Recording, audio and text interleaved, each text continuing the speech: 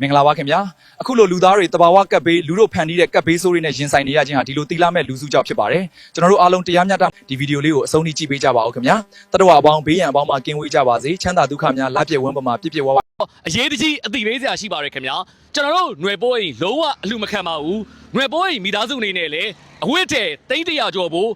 ပြန်လေထူတော်ကြီးမှာလှူဒန်းပေးဖို့အစီအစဉ်ရှိပါတယ်အခုအချိန်မှာကျွန်တော်တို့ကလေးမျက်နှာဒီARD တိုင်းမှာမရောက်နေတယ်လို့ကျွန်တော်တို့ကိုယ်တိုင်ကိုကြတွားရောက်ပါဝင်ပြီးတော့အားဖြည့်ကူညီပေးဖို့လည်းအစီအစဉ်မရှိသေးပါဘူးခင်ဗျာ။ဘာကြောင့်လဲဆိုရင်ဒါပရိဒတကယ်ရေဘေးကဲဆယ်ကြီးမှာကျွမ်းကျင်တဲ့ကဲဆယ်သမားတွေပဲဒါကဲဆယ်ဖို့အဆင်ပြေတဲ့အချိန်ခါဖြစ်နေလို့ပါခင်ဗျာ။ကျွန်တော်တို့ရွယ်ဘိုးရန်နေပြီးတော့အဝတ်တဲ့တီးတိုင်ပဲလှူပေးမှာဖြစ်ပါတယ်ဒီတစ်ခေါက်ဘဒုစရမှာလည်းအလှလုံးဝမခံပါဘူးအခုလူအောက်တန်းစားတွေကပေါ်လာပါပြီအောက်မှာကျွန်တော်ပြထားတယ်လို့ပဲဒီမှာရွယ်ဘိုးအိမ်လေးမျက်နှာရှိပေးမှာအလှခံနေပါဆိုပြီးတော့လူလိန်ပို့စိအများကြီးတက်လာနေပါပြီအဲ့ဒါတွေအကုန်လုံးကအလိန်နေပါခင်ဗျားတို့ဗျာတကယ်ငရဲမကြောက်စားရက်တယ်ဒီလိုပတ်စံတွေကိုတူတပားဒုက္ခရောက်နေတဲ့ဒီမျက်ရည်တွေနဲ့ရတဲ့ပတ်စံတွေကိုဗျာခင်ဗျားတို့စားဖို့စဉ်းစားရတဲ့အုံနောက်တွေကိုတော့ကျွန်တော်အရင်ယွန်းနေဗျာတကယ်ပြောတာ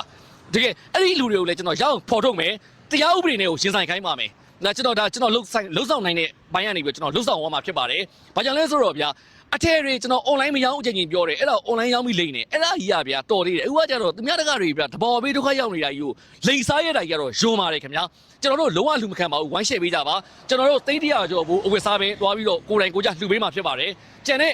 ပတ်စံလည်းအလူမခံဘူးလှူလည်းမလှူပါဘူးခင်ဗျာအဲ့ဒါလေးနားလည်အောင်ရှင်းပြတာပါကျေးဇူးပါအခုအောက်မှာအလိန်ညာတွေက